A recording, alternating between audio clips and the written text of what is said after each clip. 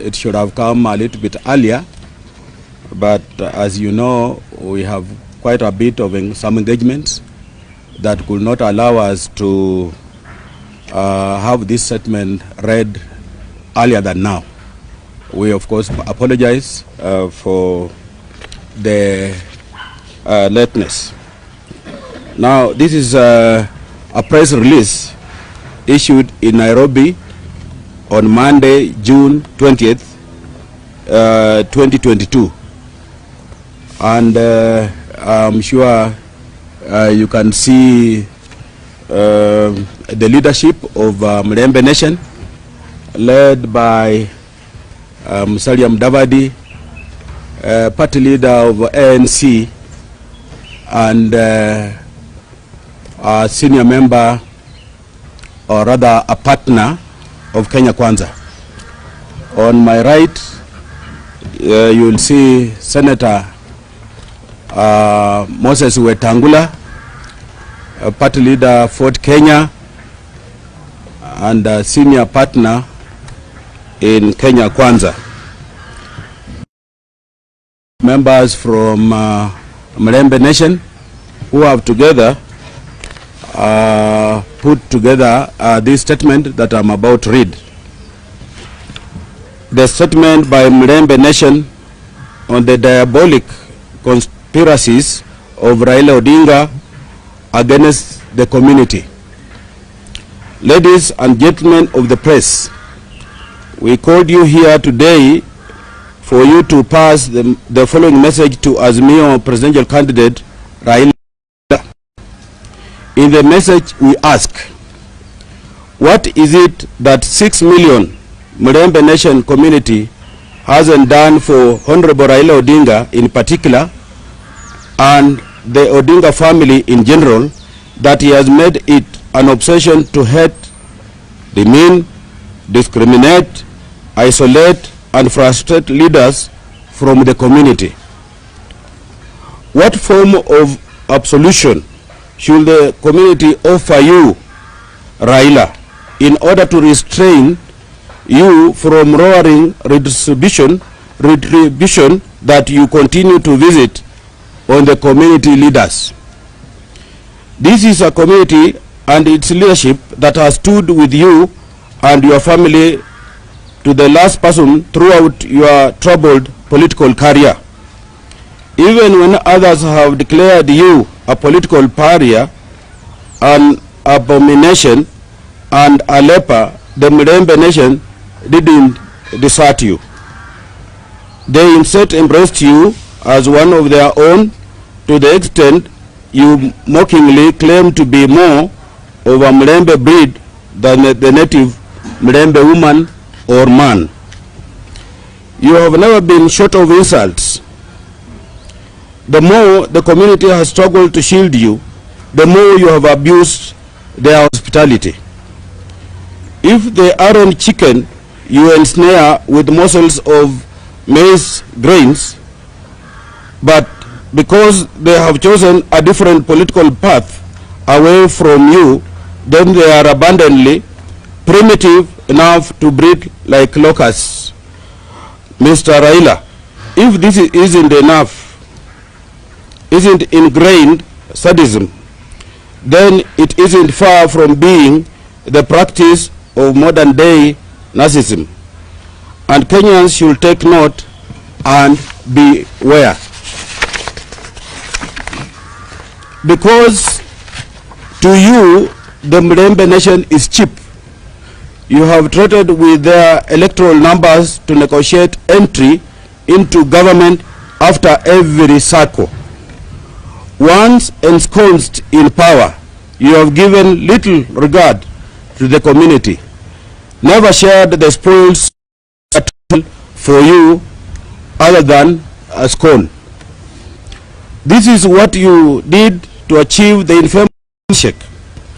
The dividends of the handshake have never been shared with your NASA partners. You are not embarrassed that your own county of Siaya has 3 cabinet secretaries, courtesy of the handshake, at the expense of 4 Mulembe counties which have no cabinet secretary. This is in addition to other uncountable blam appointments in all levels of government. Instead, you scheme to kill NASA to stop a son of Mulembe rising to presidency. To you, as long as Mulembe leaders aren't supporting you, they are criminals ab initio, but are weupe kama pamba if they are your lapdogs. We have not forgotten how you demeaned our late hero, His Excellency Michael Kijana Wamalwa, by unleashing extreme violence at the Fort Kenya Party meeting in Thika in 1995 with a view of snatching the party from him. You exported your signature of violence to a Kenya Kwanza meeting held at Jacaranda Grounds, Nairobi on Sunday, yesterday, with a view of zoning some regions in the country. Because the Mulembe nation has charted a different political path in this year's general elections, your insults have become personal. When Honorable Musalia Mudavadi makes a passionate case against runaway economic hardships suffered by majority Kenyans, then he is a howling dog to you. He isn't the only one who continues to be ridiculed by you. Others have fared extremely badly in your deceit. Honorable Moses Wetangula received a nasty thank you when you dethroned him as minority leader in Senate. This is despite the NASA agreement apportioning the position to the Fort Kenya partner. Then followed a season of agency and a trophy against Mulembe leaders. You removed Chris Wamalwa as a National Assembly Deputy Minority Leader. Attrition befell Cleophas Malala as Senate Deputy Minority Leader. And I, Benjamin Wachali, thrown out as the National Assembly Majority Chief Whip at your instigation. Maybe to an extent I will just want to explain that there is someone who replaced me, and that person or that honorable is now a member of ODM, and that tells you easily who was interested in my position. This was at the instigation, your instigation, behest, and it's not only lost to us that recently you staged a spectacle where you denied Honorable Tim Wanyonyi a ticket to contest for governor of Nairobi. Neither have we forgotten how you unleashed the notorious Men in Black against Honorable Abab Namwamba and subsequently hounded him out of office as the Secretary General of ODM. Your schemes then took you in a futile attempt to prevent Sakaja too from vying for the same seat. At this stage, we pose a rhetorical question. Are leaders from Mulembe community, lesser Kenyans, to be toyed in any way you want? You may plot even more, but this is to assure you, Raila, that the Mulembe nation is decided on its political pathway, and no amount of deception and theatrics will change their choice. Soon, we assure you, you will be a living memory of the adage that you can cheat some people sometime, but never will you cheat the Mulembe nation all the time. Mjinga akierevuka, mwerevu yu mashakani. You are warned, Raila Odinga. I think that is good enough. Thank you.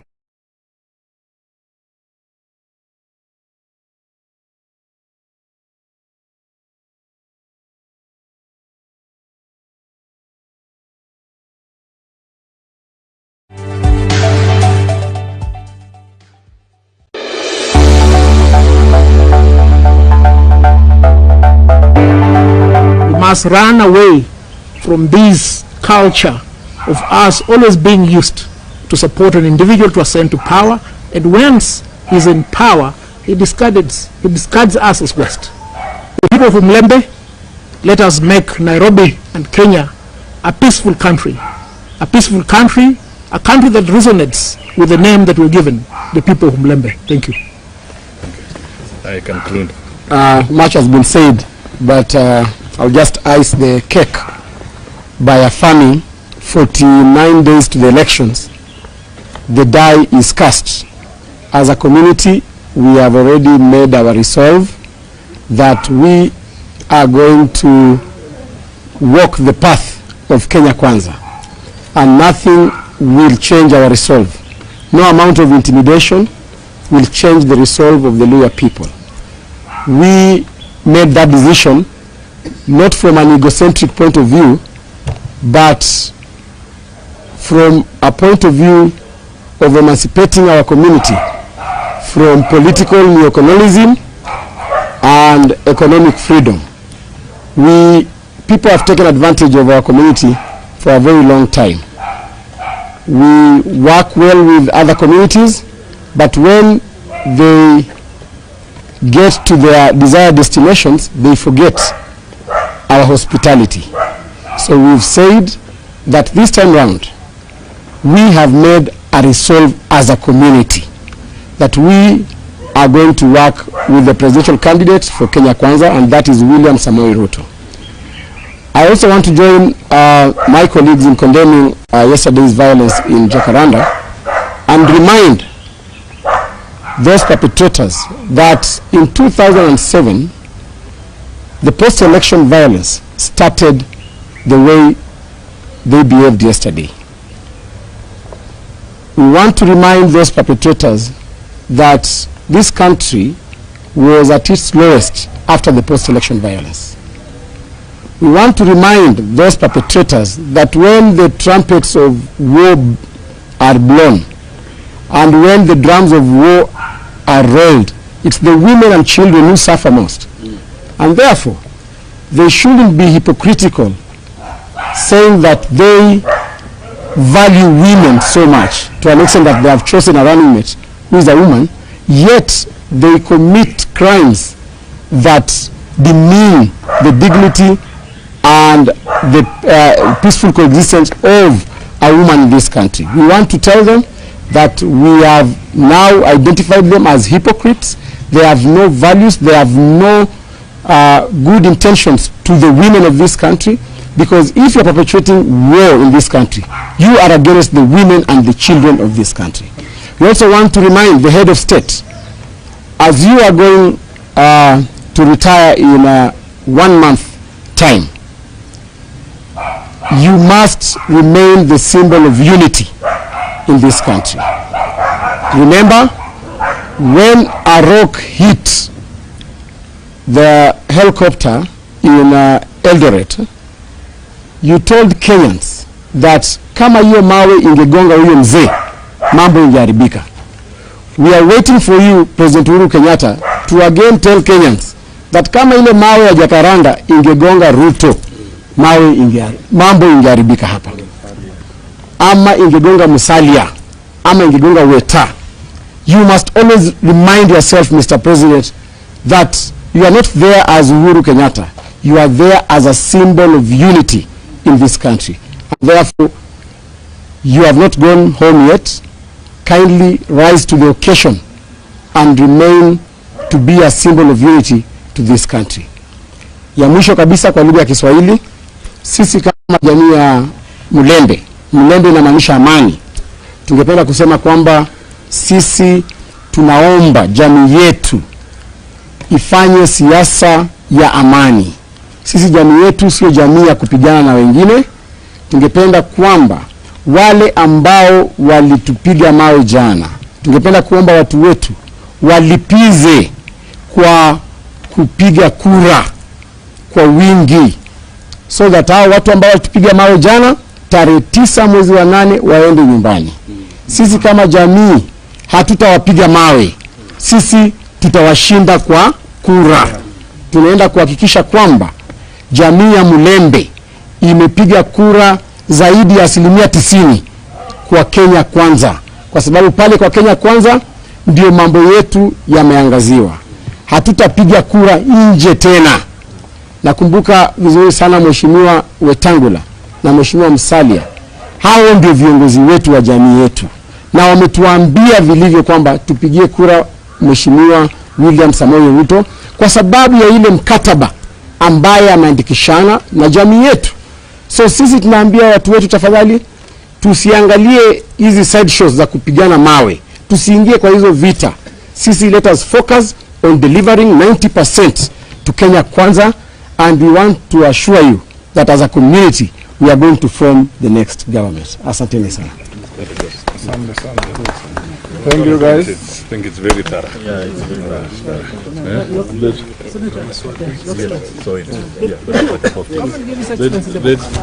There's a telephone here. It was a recording.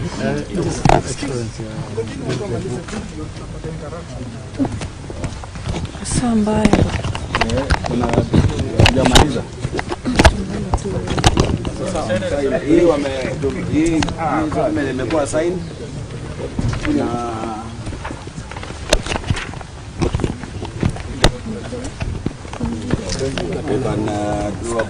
yes, lakini pia wanasambaziwa na